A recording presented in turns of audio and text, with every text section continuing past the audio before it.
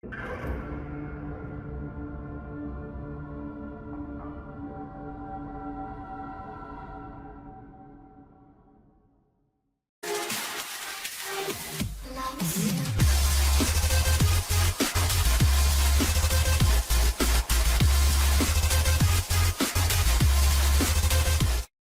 quelquefois 10 minutes ou un quart d'heure à me fixer droit dans les yeux sans parler, ce qui était relativement déstabilisant, surtout dans le contexte de la prison de Saint-Quentin où je me trouvais à l'époque.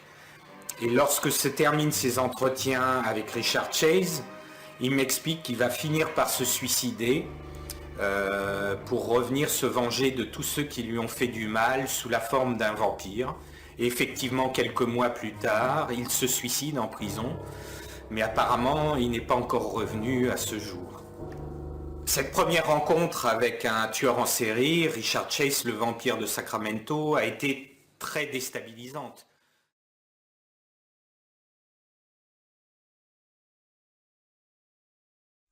Bonjour tout le monde, comment vas-tu mon garçon, toi qui as cliqué sur cette vidéo? Donc aujourd'hui je vais te parler un peu de Richard Trenton Chase.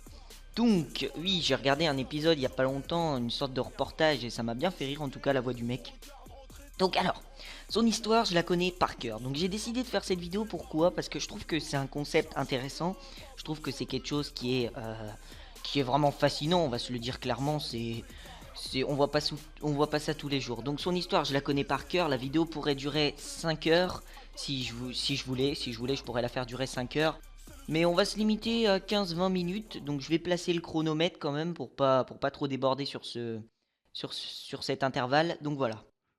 Alors, Richard Trenton Chase est né le 23 mai 1950 à San José, en Californie. Donc, il y a toujours la tradition, pour être un meurtrier en série américain ou un gros tueur, il faut soit être né au mois de mai, soit au mois de novembre. Donc Richard Chase remplit bien ce caractéristique puisqu'il est né le 23 mai. Donc dès son jeune âge, il est déjà connu pour ses traits de comportement psychotique et son sentiment d'agression constante. Donc il se décrit comme victime d'abus sexuels durant son enfance aux mains de sa mère et torturé à plusieurs reprises par son père. Donc à l'âge de 10 ans, il possède déjà plusieurs déviances dont il ne se rend même pas compte au vu de son caractère et de sa folie.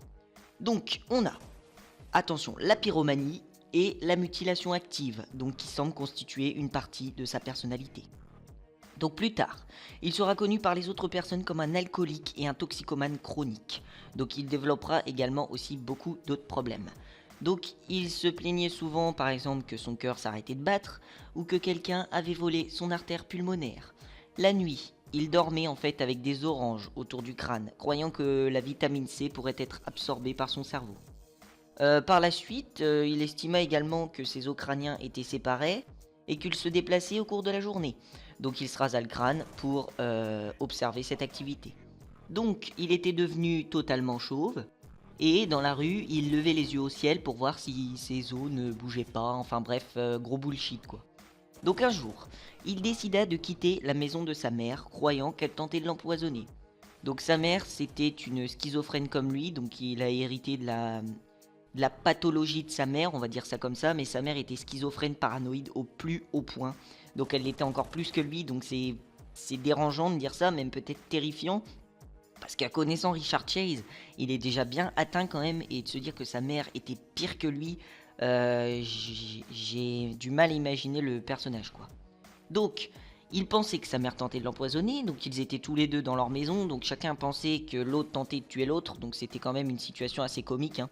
Donc il loua alors un appartement avec des amis. Après avoir emménagé, il barricada immédiatement la porte de sa chambre et créa une trappe d'évacuation à travers un mur, de façon à ce que personne ne puisse l'atteindre. Donc, ses amis se plaignirent rapidement de son ivresse à l'alcool. Donc, il se shootait également à la marijuana et manipulait de l'acide. Donc, il est extrêmement dangereux, on va se le dire. Donc, tous les soirs, il marchait nu autour de l'appartement, et même parfois sortait dans la rue. Donc ses colocataires exigèrent rapidement qu'il déménage, mais il refusa. Donc ils quittèrent alors l'appartement quelques semaines plus tard, le laissant seul. Donc il était venu avec ses colocataires, donc ils étaient 4 en tout dans l'appartement. Et donc il y avait lui et ses 3 amis, enfin ses amis, ses colocataires on va dire, puisqu'ils Ils l'ont quand même un peu lâché, mais bon, en même temps, je les comprends. Vous allez comprendre pourquoi. Donc seul, il commença alors à capturer, tuer et éventrer divers animaux. Donc il les dévorait crus, mêlant parfois les organes avec du Coca-Cola pour boire le mélange sous forme d'un milkshake. Donc voilà, le mec il cuisine du coca, tu vois. Donc il se justifia sur ses actes en disant que l'ingestion de certains animaux empêchait son cœur de se rétrécir. Il pensait à cette époque encore très fortement qu'il était traqué par les nazis et que des gens voulaient le tuer. En 1975, il sera involontairement admis dans un hôpital psychiatrique après s'être... Attention, c'est vraiment très bizarre ce que je vais dire, mais c'est la réalité, pourtant j'ai rien inventé. Après s'être injecté du sang de lapin dans les veines. Donc le mec s'injecte du sang de lapin dans les veines. Donc tu sais pas ce qu'il veut, tu sais pas pourquoi il fait ça, mais tu vois tout de suite que c'est pas le comportement d'une personne normale. Donc il s'en échappa de cet établissement psychiatrique et rentra chez sa mère, mais fut finalement appréhendé après son évasion et placé dans une institution pour malades mentaux criminels. Donc cette institution pour malades mentaux criminels, elle regroupait vraiment les plus grands fous, les plus grands tarés qu'on peut voir en Californie. Donc forcément, lui, il en faisait partie. Donc bien sûr, durant son séjour, il parla souvent au personnel de ses fantasmes à tuer des lapins. Et alors je vais vous dire, il était tellement terrifiant pour le personnel de l'hôpital, il leur faisait tellement peur que pendant presque une semaine, il va recevoir aucun traitement. Pendant presque une semaine, donc les médecins et les infirmières qui étaient habitués pourtant à soigner les malades, personne ne voulait l'approcher. Tout le monde en avait peur. Et au bout d'un moment, on va demander justement à certaines infirmières de venir s'occuper de lui. Et elles en auront tellement peur, elles seront tellement terrifiées à l'idée de le voir, de s'en approcher, qu'elles vont tout simplement démissionner. Donc on peut voir que même dans un hôpital pour malades mentaux, tarés, décérébrés, c'est lui qui terrifie le plus. Donc voilà. Donc plus tard, il sera trouvé avec du sang en fait barbouillé autour de la bouche. Le personnel de l'hôpital découvrit qu'il avait capturé 2 oiseaux à travers les barreaux de sa fenêtre de chambre, qu'il leur avait cassé le cou pour finalement sucer leur sang. Donc il leur a cassé le cou. Alors, le personnel de l'hôpital, depuis cette histoire, commencèrent à l'assimiler au personnage de Dracula. Donc après avoir subi une série de traitements impliquant des médicaments, donc beaucoup de médicaments, il sera jugé comme n'étant plus un danger pour la société. Alors bon, là le mec, tu te dis, il s'injecte du sang de lapin dans les veines, il casse le cou de 2 oiseaux à travers les barreaux de sa fenêtre de chambre, c'est plus un danger pour la société, moi je laisse sortir quelqu'un d'autre mais pas lui. Mais bon, ils en avaient tellement peur qu'ils préféraient s'en débarrasser et je les comprends. Et en 1976, il sera libéré donc avec l'accord de ses parents. Ensuite, il sera placé dans un appartement où il continuera de laisser libre cours à ses pulsions.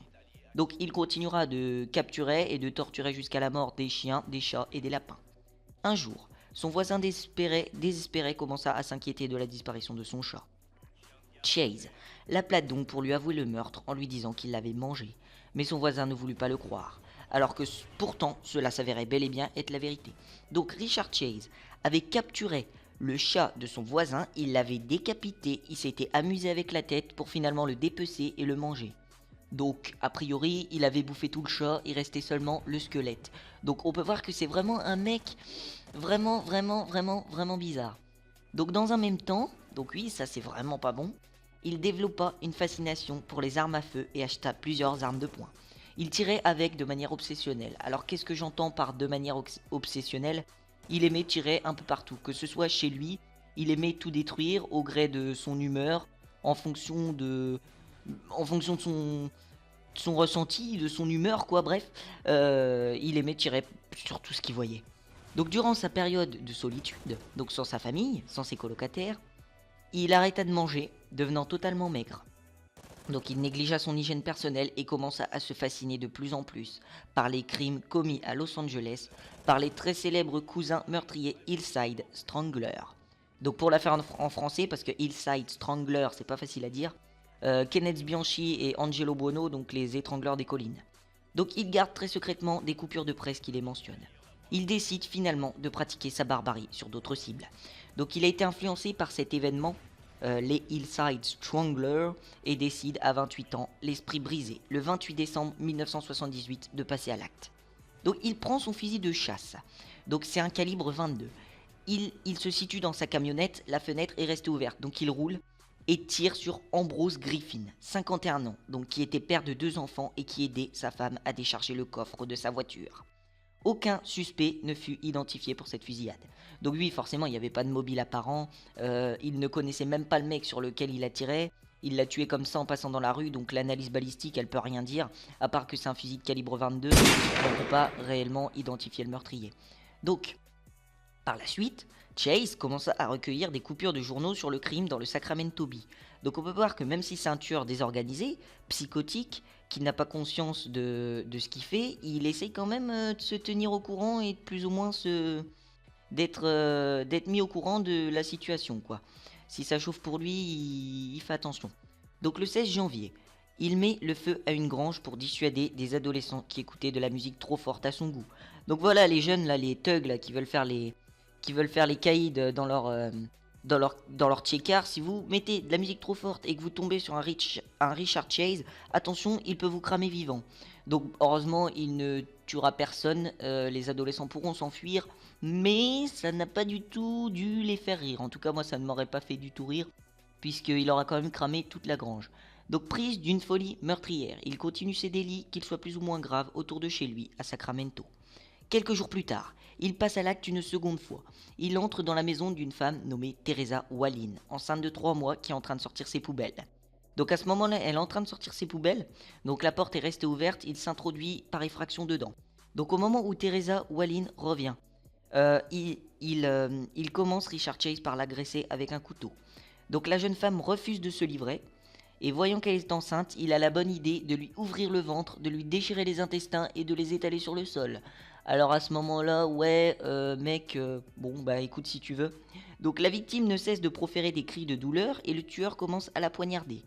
Donc le choc, la scène est tellement violente que la lame de son couteau se brise dans le sein de Teresa Wallin qui perd son enfant et meurt finalement dans d'affreuses souffrances.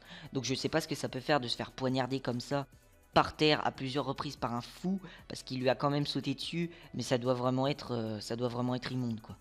Donc après l'avoir tué, il enlève plusieurs autres organes internes et les pose sur le lit. Il continue de s'acharner sur le corps sans vie, allant même jusqu'à se baigner dans son sang. Il décidera par la suite de le boire et dévorera une partie des organes sur le lit. Alors il peint ensuite le visage avec du sang pour finalement déféquer dans la bouche ouverte du cadavre et le ventre troué avant de s'en aller ravi. À 18h30, David Wallin, le mari de Terry, retourne chez lui et découvre le carnage. Terrifié, il appelle la police. Mais jamais personne n'avait vu un crime pareil à Sacramento. Les policiers se rendent alors au FBI et l'agent Robert Ressler, donc Robert Ressler qui est le créateur du concept meurtrier de masse, fait un profil criminel qui coïncide parfaitement avec les caractéristiques de Richard Chase. Donc le terme meurtrier de masse, c'est le mot qui était utilisé à l'époque pour désigner tous les criminels ayant fait en tout cas des meurtres en série. Donc maintenant c'est le mot serial killer que vous connaissez tous. Donc la police recherche activement le meurtrier mais ne parvient pas à le trouver. 4 jours plus tard, une soif de sang saisit à nouveau Richard Chase que les journaux ont déjà surnommé le vampire de Sacramento. Il pénètre dans une maison choisie au hasard, une fois dedans il tire sur les habitants et tue Evelyn Meewolf, 36 ans, son fils Jason de seulement 6 ans et un ami de la famille Daniel Meredith, 52 ans. Il emmène alors le corps d'Evelyn dans la chambre et commence sa dissection macabre. Faisant preuve d'un sadisme extrême, il mange à nouveau plusieurs organes et un œil pour finalement encore une fois boire le sang qu'il récolte dans un pot de yaourt. Il va ensuite apporter le corps de l'enfant dans la baignoire et continuer son acte de barbarie. Il défèque dans l'eau devenue rouge et remplie de tissu cérébral. Donc l'eau est remplie de tissu cérébral, donc je vous laisse imaginer ce que Richard Chase a fait, mais je vais rien dire de plus parce que franchement ça n'a pas lieu d'être dans cette vidéo. Si vous voulez vous renseigner sur ce meurtre, vous y allez par vous-même, mais moi je le dis pas là. Voilà. Mais au même moment, quelqu'un frappe à la porte de la maison. Le meurtrier prend peur, et au moment où il quitte la maison, il emmène avec lui Michael Ferreira, un enfant de 20 mois resté dans son lit durant la sinistre scène. Une fois rentré chez lui, il le torture pendant un long moment, avant de le tuer et de se livrer à des actes d'une violence inouïe. L'enfant finira violé, décapité et cannibalisé. Plusieurs parties de son corps ne seront jamais retrouvées. Tous les habitants de Sacramento commençaient alors à être terrifiés au vu de la monstruosité des actes. La police est alors sous pression. Le vampire de Sacramento se répand à l'ensemble de la Californie et beaucoup pensent, au vu de l'époque, qu'il s'agit d'un vrai vampire. Pendant ce temps, Chase continue de recueillir les coupures de journaux le concernant et écrira dans son journal: Si je dévore ces personnes, c'est parce que je me sens mourir petit à petit. Une ancienne camarade de lycée, donc de Richard Chase, donne l'alerte et décide d'aider la police car elle pense qu'il est le meurtrier. Les agents trouvent alors rapidement des dossiers sur l'individu et cela coordonne parfaitement avec le profil du tueur dressé par Robert Ressler. 1 heure plus tard, plusieurs policiers se placent autour de sa maison, pratiquement l'ensemble des policiers de la ville. Mais ils sont inquiets, vraiment très inquiets, car ils savent que le potentiel tueur possède un fusil de calibre 22 et un esprit totalement bouleversé. Donc Chase, il apparaît peu de temps après et il court vers sa camionnette. En fait, il transporte une boîte sous le bras. Donc les policiers tombent sur lui et l'interceptent violemment. Chase commence alors à se battre avec eux, mais au cours de la lutte, il essaye de prendre son fusil, mais se fait déséquilibrer et tombe sur le sol. Enfin, les agents sont en mesure de le réduire. Ils découvriront sur lui plusieurs indices, dans sa camionnette et le portefeuille de Daniel Meredith dans la poche arrière de son pantalon, donc la victime de 52 ans. Il n'y a plus de doute, pour les policiers, ils tiennent la bonne personne. Ils perquisitionnèrent donc la maison du suspect pour se faire un avis en quelque sorte sur le personnage. Ils vont découvrir un endroit macabre, dégueulasse, ignoble, rempli de restes animaux et humains. Donc dans son appartement, on retrouvera 3 mixeurs remplis de restes animaux, une cervelle dans une assiette avec une fourchette plantée à l'intérieur. Et apparemment, Richard Chase faisait ses besoins sur le sol et n'allait jamais aux toilettes. Donc voilà. Donc, le ménage n'avait jamais été fait, de plus tout était détruit et l'odeur était immonde. Donc on retrouvera également beaucoup d'articles concernant Angelo Buono. Donc Richard Chase était littéralement fou de Angelo Buono, il nourrissait une véritable admiration envers ce tueur. Donc il sera jugé en 1979. Donc il sera déterminé bel et bien fou et psychotique depuis son plus jeune âge. Mais sa démence mentale donc ne lui permet pas de se rendre compte de la brutalité et de la monstruosité de ses actes. Donc, en 1979, lors de son procès, 6 chefs d'accusation pèsent contre lui. Et afin de lui éviter la peine de mort, la défense tente de s'appuyer sur sa folie, ce qui aboutirait donc à une condamnation à perpétuité. Donc aujourd'hui, si on essayait de s'appuyer sur la folie pour un condamné aussi fou que Richard Chase, on serait sûr de gagner tout de suite le procès, on l'enverrait en hôpital psychiatrique et on aurait gagné, voilà. Donc le 8 mai, toujours de la même année, le juge déterminera que Chase n'est pas légalement fou et le condamne à mourir en chambre à gaz. Donc n'est pas légalement fou, traduction sur le plan pénal, Richard Chase est un être humain comme les autres. Donc à ce moment-là, j'ai envie de te dire, allô, elle est où ta logique, mec? Enfin, je sais pas, le juge qui l'a jugé, on va dire, c'est plutôt lui qui mériterait d'être condamné à mort, parce que pour en faire cette conclusion-là que Richard Chase est un être humain comme les autres, je sais pas où est-ce qu'il a eu son diplôme, ou si... Enfin voilà, c'est pas possible, quoi. Donc, mais en attendant de mourir, il deviendra une personne redoutée en prison. Donc les autres détenus, y compris les membres de gang, donc c'est pour vous dire, les membres de gang sont quand même en groupe, hein, conscients de la nature graphique et déviante de ces meurtres, le craignaient.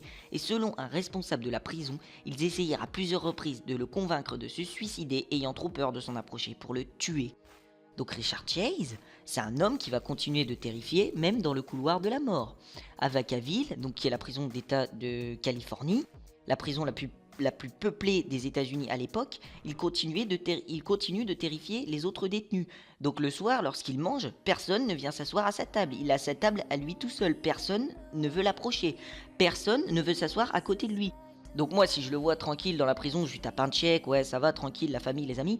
Après, je sais pas si, personnellement, je m'assois à côté de lui, parce que bon, je sais pas si je viens manger à côté de lui, j'ai pas non plus envie de terminer dans l'assiette, voilà. Bon, sinon c'est tout, ça le ferait moyen, quoi. Donc, Chase, par la suite, accordera plusieurs séries d'entretiens avec des experts en criminologie, donc dans lesquels il parlera sans cesse de ses craintes pour les nazis et leur affirmera qu'il s'imagine que des ovnis, oula j'ai du mal, veulent et vont venir le tuer. Il dira également en fait que c'était des voix extraterrestres qui l'obligeaient à tuer afin de justifier sa série de meurtres. Le 26 décembre 1980, un garde part faire des vérifications cellulaires. Il trouve alors Chase couché maladroitement sur son lit. En s'approchant, il s'aperçoit qu'il ne respire plus. Une autopsie déterminera qu'il s'était en réalité suicidé par overdose d'antidépresseurs qui lui avaient été prescrits par sa prison et qu'il avait réussi à économiser pour les quelques dernières semaines. Donc voilà, donc en résumé de cette dernière phrase, si vous ne l'avez pas compris, on lui prescrivait des antidépresseurs chaque matin. Tout simplement pour éviter qu'il tombe dans la dépression, même s'il était quand même déjà bien atteint, hein. Et donc il a réussi à les économiser pour finalement les ingérer tous à la suite et se suicider. Donc ce suicide avait un but, il voulait se suicider avant sa mise à mort car il pensait que cela lui permettrait de revenir se venger sous la forme d'un vampire de toutes les personnes qui avaient tenté de lui faire du mal au cours de sa vie et de son existence à plusieurs reprises en tant qu'être humain. Donc voilà, donc je vous remercie d'avoir suivi la vidéo sur ce tueur pas comme les autres, on va le dire. Donc c'est l'un des tueurs en série pour moi les plus déments des États-Unis. Bon, c'est pas le pire, c'est sûr et certain que c'est pas le pire.